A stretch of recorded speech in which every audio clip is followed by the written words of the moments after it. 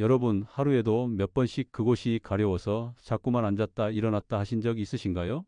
에이, 그냥 잠깐 그런 거겠지 하고 넘기셨다면 주의하셔야 합니다. 제가 진료실에서 가장 자주 듣는 증상 중 하나가 바로 항문 가려움, 즉 항문 소양증입니다. 단순히 불편한 정도가 아니라 제대로 잠도 못 자고 외출도 꺼리는 경우도 많습니다. 특별한 병이 없는데도 이런 증상이 반복된다면 생활 습관과 식습관을 꼭 점검해 보셔야 합니다. 저는 91세지만 아직도 환자들을 만나며 이런 문제를 자주 다룹니다. 걱정 마십시오. 오늘 말씀드릴 내용은 생활에서 쉽게 실천할 수 있는 방법입니다. 이 정보가 필요한 분이 있다면 꼭 공유해 주세요. 작은 실천이 삶의 질을 크게 바꿉니다. 이 영상을 꼭 끝까지 들어주세요. 화면을 계속 보실 필요는 없습니다.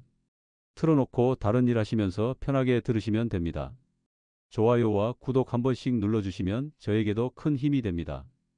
여러분, 지금부터 함께 건강한 노년을 위한 첫걸음을 시작해 볼까요? 첫 번째, 식습관과 항문 소양증의 관계. 제가 만난 76세 이 어르신은 아침마다 커피 2잔, 저녁마다 맥주 한 캔이 일상이었습니다. 그런데 몇 달 전부터 항문이 자주 가렵고 밤에도 잠을 설치신다고 하더군요. 병원에서는 특별한 질환이 없다고 했지만 가려움은 계속됐습니다. 이런 경우 식습관이 원인일 수 있습니다. 특히 커피, 홍차, 콜라 같은 카페인 음료, 그리고 초콜릿, 맥주, 우유, 치즈, 토마토는 항문 주위 피부에 자극을 줄 수 있습니다. 이런 음식들은 피부를 예민하게 만들고 염증 반응을 유발해 가려움을 악화시킬 수 있습니다. 또 섬유소가 부족한 식사는 변비를 유발해 배변 시 항문에 상처를 만들 수 있고, 비만은 땀이 많이 차서 항문 부위가 습하게 유지되기 쉽습니다. 이 모든 요소들이 모이면 가려움증이 쉽게 발생합니다. 따라서 식단을 점검하고 물과 섬유소가 풍부한 채소, 과일을 자주 드시는 것이 증상 완화에 큰 도움이 됩니다.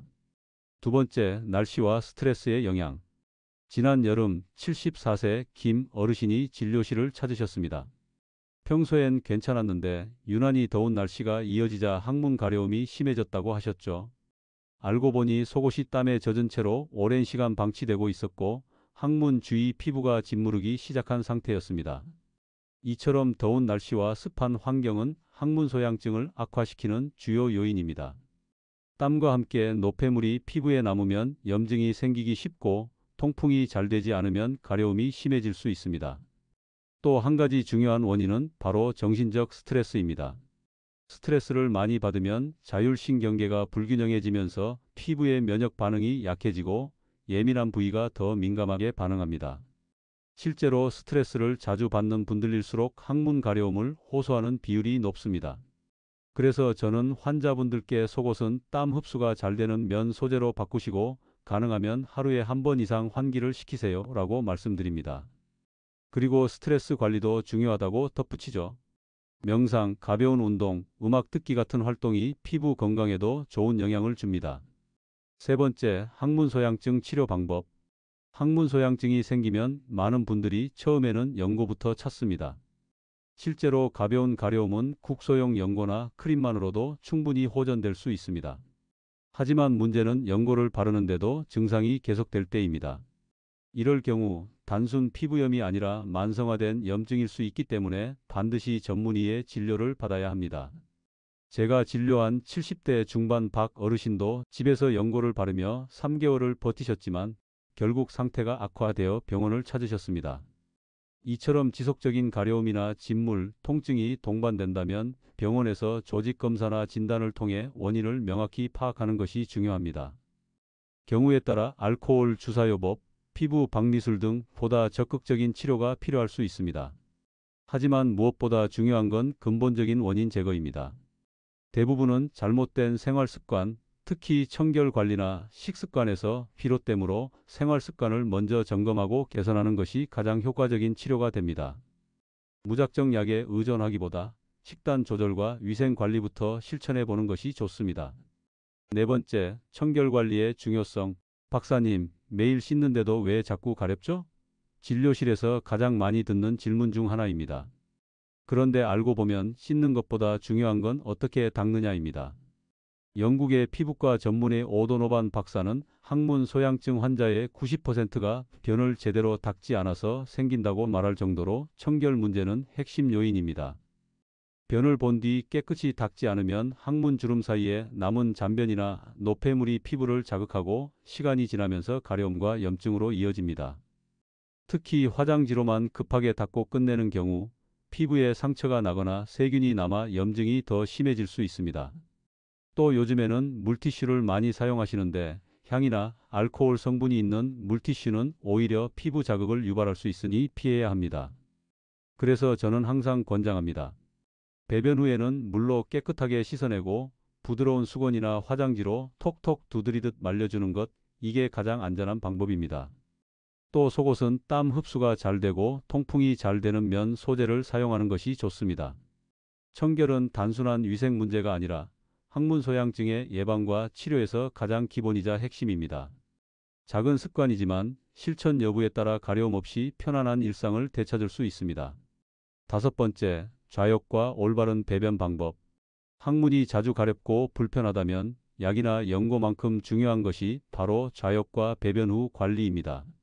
특히 좌욕은 단순한 위생이 아니라 항문 주위 근육과 피부를 편안하게 만들어주는 효과적인 자가치료 방법입니다. 실제로 제가 만난 79세 김 어르신은 좌욕을 꾸준히 실천한 뒤 밤마다 괴롭던 가려움에서 벗어나셨습니다. 좌욕은 따뜻한 물에 엉덩이를 5분에서 10분 정도 담그는 것으로 충분합니다. 너무 뜨거운 물은 오히려 피부를 자극할 수 있으니 체온보다 약간 높은 40도 이하의 물이 적당합니다. 좌욕은 항문 주름 사이에 이물질을 부드럽게 제거해주고 혈액순환을 도와 항문 주변 염증을 완화시키는 데 큰 도움이 됩니다. 또 근육을 이완시켜 배변을 더 편하게 만들고 항문 관략근의 긴장을 풀어주는 효과도 있습니다. 하지만 좌욕만 하고 마무리를 소홀히 하면 오히려 역효과가 날 수 있습니다. 좌욕 후에는 반드시 물기를 완전히 말려야 하며 젖은 채로 두면 세균 증식이나 피부 짓무름이 생기기 쉽습니다. 부드러운 수건이나 깨끗한 휴지로 톡톡 두드리듯 닦아내는 것이 좋습니다. 또한 하루에 1회, 특히 배변 후나 잠자기 전에 실천하면 가장 효과적입니다. 이처럼 좌욕과 올바른 배변 후 관리만 잘해도 연고 없이도 항문 가려움을 크게 줄일 수 있습니다. 매일 단 몇 분의 투자로 하루 종일 편안한 일상을 되찾을 수 있습니다. 여섯 번째, 항문 가려움이 있을 때 많은 분들이 제일 먼저 찾는 것이 연고입니다. 실제로 약국에서 구입할 수 있는 스테로이드 성분의 연고나 항염 크림을 바르면 일시적으로 증상이 나아지는 것처럼 느껴질 수 있습니다. 하지만 여기에는 중요한 주의사항이 있습니다. 먼저 의사 처방 없이 연고를 장기간 사용하는 것은 매우 위험합니다. 스테로이드 성분이 들어간 연고는 피부 염증을 줄여주는 효과는 있지만 반복해서 사용할 경우 피부가 얇아지고 더 민감해질 수 있으며 오히려 가려움이 더 심해지는 리바운드 효과가 생길 수 있습니다. 또 일부 연고에는 유분이 많아 피부가 습하게 유지되며 곰팡이나 세균 감염의 원인이 될 수 있습니다. 특히 제가 만난 72세장 어르신은 인터넷에서 구입한 연고를 몇 달간 바르시다가 피부가 벗겨지고 진물이 나는 상태로 병원을 찾으셨습니다. 병원에서 검사해 보니 연고 속 알레르기 유발 성분에 장기간 노출되어 피부염이 악화된 경우였습니다. 이처럼 연고는 잘못 사용하면 도움이 되기보다 오히려 상태를 악화시킬 수 있습니다. 따라서 가려움이 계속되면 자가치료보다는 피부과나 항문외과 전문의를 통해 원인을 정확히 파악하고 필요한 경우 단기간에 한해 연고를 사용해야 합니다. 약보다 먼저 실천해야 할 것은 청결관리, 좌욕, 자극적인 음식 피하기입니다. 약은 보조일 뿐 근본적인 해결책은 아닙니다. 항문 가려움증, 단순한 불편함이라고 넘기면 안 됩니다. 생활의 질을 떨어뜨릴 뿐 아니라 제대로 관리하지 않으면 만성염증으로 발전할 수 있습니다. 오늘 말씀드린 내용을 정리해보면 첫째, 자극적인 음식과 카페인 음료 섭취를 줄이는 것.